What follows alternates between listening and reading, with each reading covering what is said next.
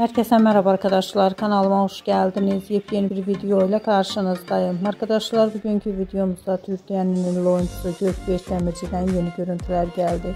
Gökberk Demirci tatilden olan yeni görüntülerini sosyal medya hesabından paylaştı. Ben de bu görüntüleri sizler için YouTube kanalımda video halinde sunuyorum. Umarım beğenirsiniz. Arkadaşlar, videomu beğendiyseniz kanalımı izlemeyi ve bildirim butonuna basmayı unutmayın. Şimdilik benden bu kadar olsun. Yeni videomuzda görüşmek üzere. Hoşça kalın.